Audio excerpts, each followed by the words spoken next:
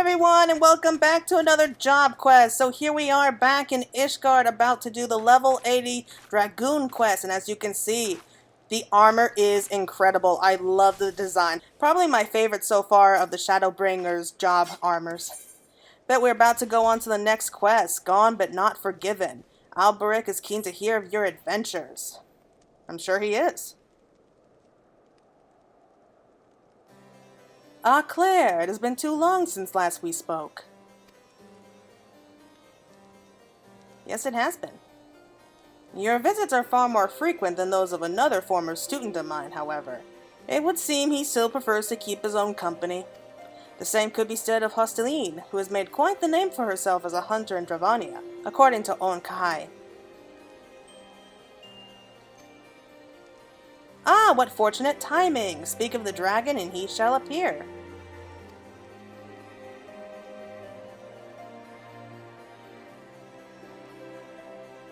Greetings! Would I be correct in guessing you have returned fresh from one of your adventures? Yes, you are right. I laid to rest the dreaded Andrea in the land known as Norvrant. It's kind of a long story, but basically, she was once a hero who became a monster. To think that such a place could truly exist! And that you have fought such terrifying foes. To fall so far from grace. 'Tis a tragic tale if ever I heard one. One similar to that of Nidhogg. Aye, though nothing will ever compare to his malice. Even death could not quell his thirst for vengeance. At least Andrea was not nearly so consumed by hate. I doubt not that Ronde Ray's soul is at peace. I hope so.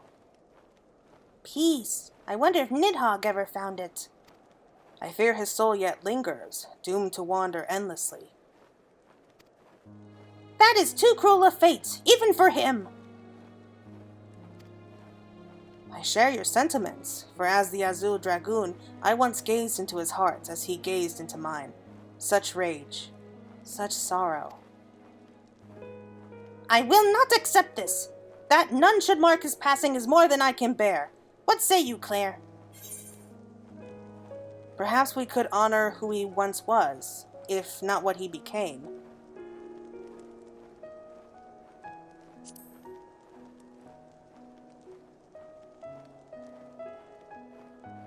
Then we are in agreement.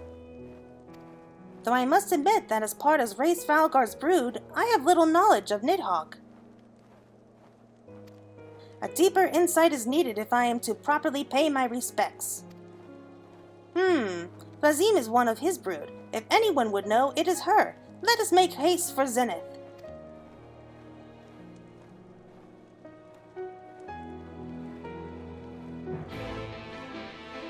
Oh, he's so cute.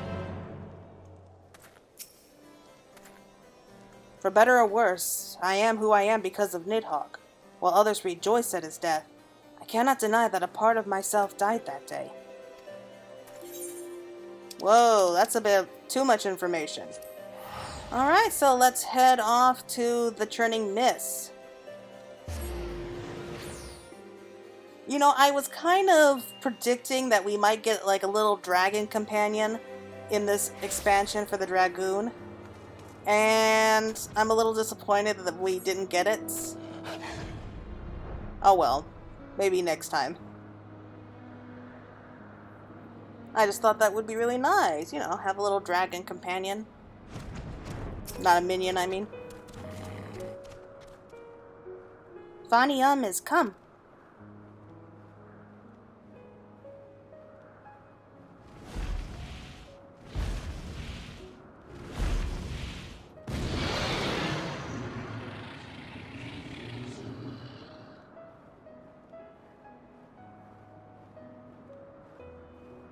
Welcome, noble Dragoon. Orn Khai has explained all. Pray tell, what was Nidhogg to you? The wellspring of my strength.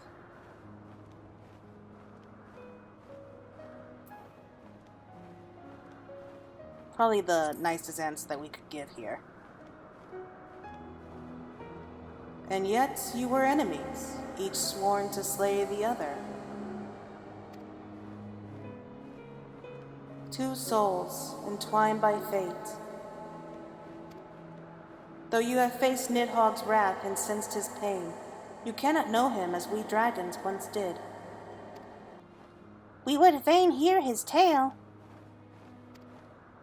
Nidhogg was without equal, even among our kind.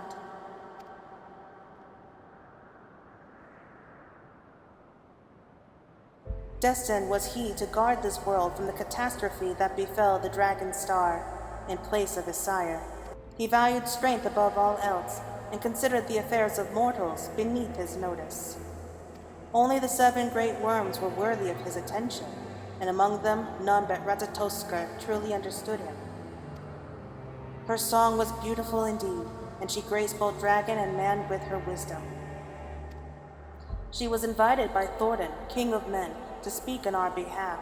Ratatoskr expressed our desire to live in harmony. However, it was known that Nidhogg did not share these views. When the king asked her how her brother saw mankind, she did not hide the truth. He believed that such frail creatures were incapable of protecting the star, that the task must be entrusted to the 7 great worms alone. And that is why Thordan slew her? Ratatoskr had no intention of sowing discord, but the king could not countenance that his kind would be treated with such contempt, that we dragons would seek to claim this star as our own. He turned on Ratatoskr, taking not only her eyes, but her life. When Nidhogg discovered that King Thordan had murdered his beloved, his fury was beyond reckoning. For all his strength, he could not master his own rage.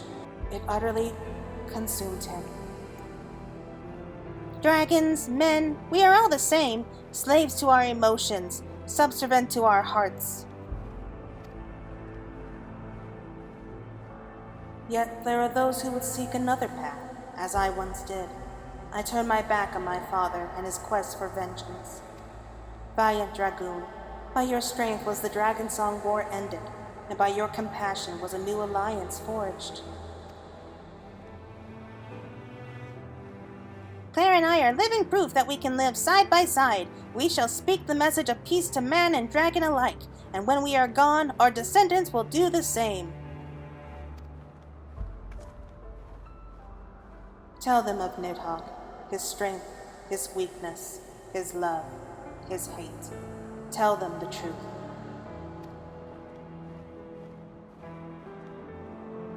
Orn Khai, you wish to commemorate Nidhogg's passing, yes?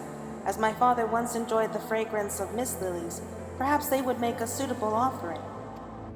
What a splendid idea! Thank you, Flaim.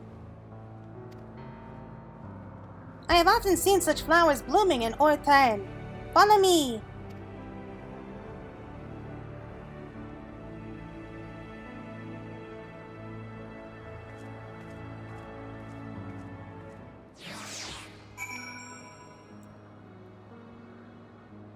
Well, that was a little added twist to the beginning of the Dragon Song War. I mean, I didn't want to believe that Thordan was completely evil.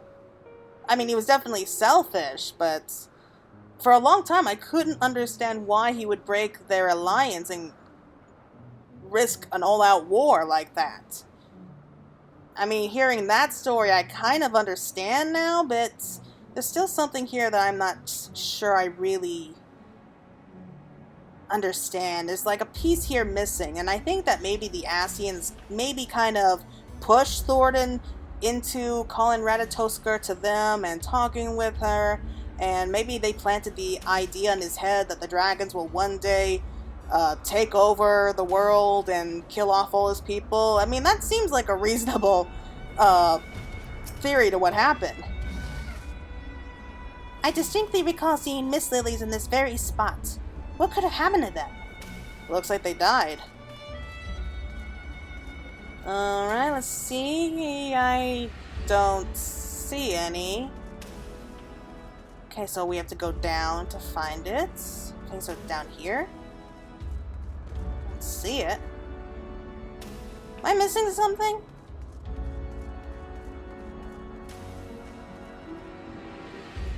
Okay, now I went down too far. Where is it? Oh, here we go. Aw, pretty flowers. Who would have thought Nidhogg liked flowers?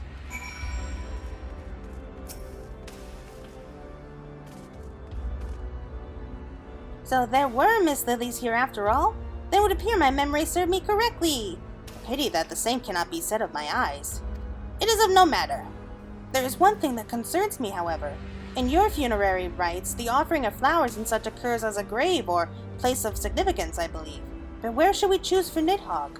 Ooh, the Eyrie? That'd be cool. Albania. Wait, what? Yes, that could be considered his final resting place, if that was where you fought the primal born of his eyes. Although I must say, Claire, you seem rather adept at putting down dragons, and primals that resemble dragons. It makes me glad that we are not enemies.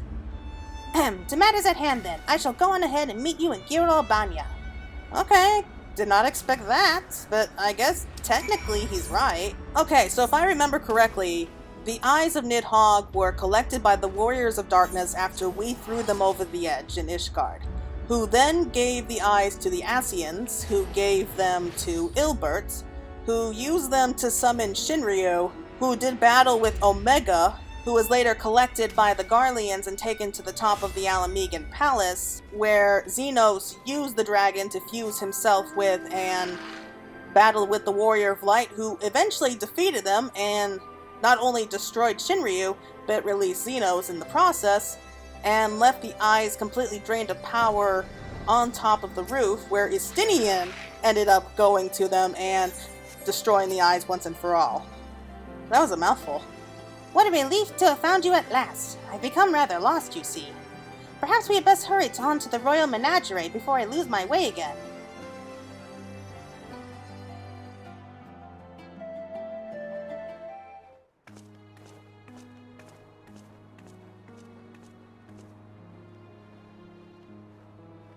Nidhogg, we have come to honor your memory. Though, now that we are here, I am at a loss for words. Claire, is there anything you wish to say?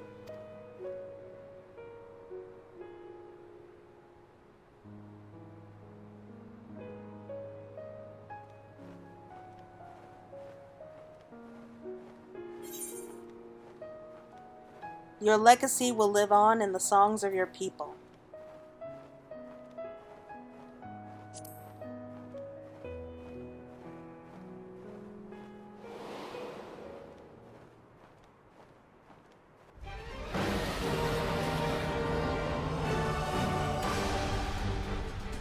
From distant star, a father born 7 eggs. Great worms rose forth, powerful and wise.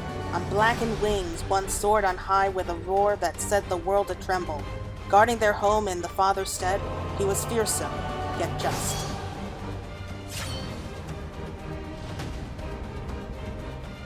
Man, wicked and vain, betrayed the worm and his kin, slaying his beloved and plucking out his eyes. Thenceforth, he lived only for vengeance, his wrath irrepressible. 1,000 years hence, 2 champions of mankind were granted great strength by the stolen eyes. Destined were they to face the worm, who had risen once more to wage war on his sworn enemy. At the end of their struggle, the wayward son fell silent.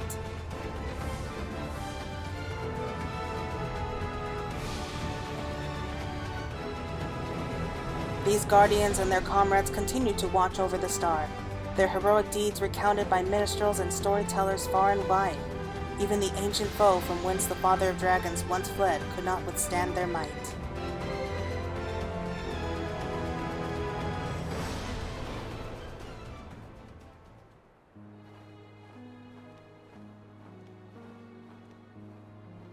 Claire, I am not blind to the sins Nidhogg committed. I mourn the loss of what he once was, what he may have become had he been dealt a kinder fate. Although this was but a small gesture, I am sure that our thoughts have reached him.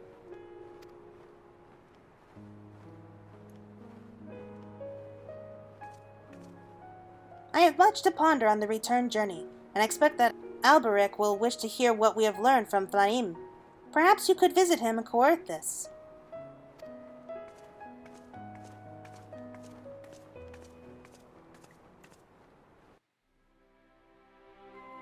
Wow, I was not expecting that kind of a cutscene. But it seems a fitting way to end the story with Nidhogg. Alright, so let's head back to Camp Dragonhead. And we'll go and speak with Alberic one more time.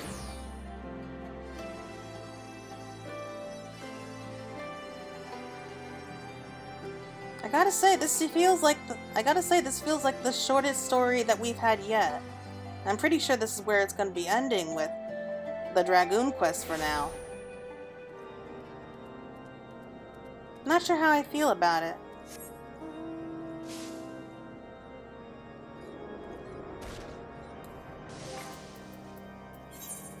You know what? We look ridiculous riding a broom right now.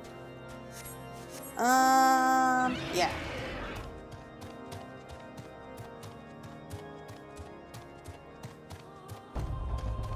You know, I really do hope that they make these areas flyable someday. That would be nice. I highly doubt that they're going to do it, but you never know. Stranger things have happened.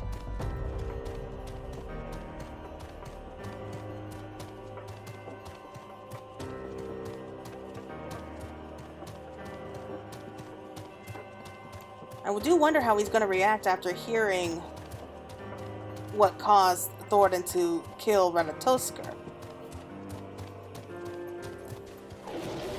It's sad how it all turned out, isn't it? Were you able to pay your respects? I see.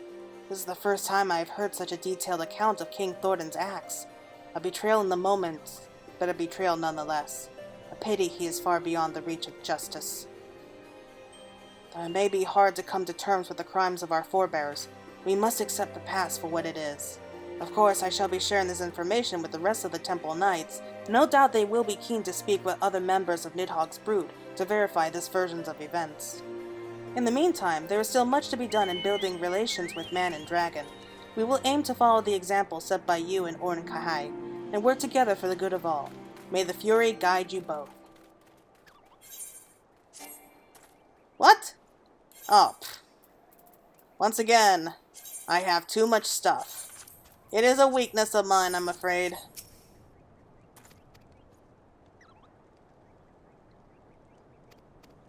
But yeah, that looks like the end. Oh, I'm sad now.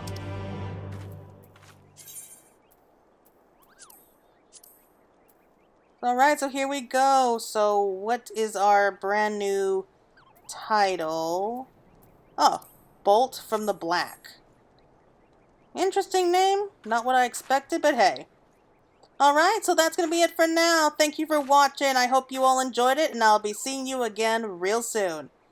Bye-bye.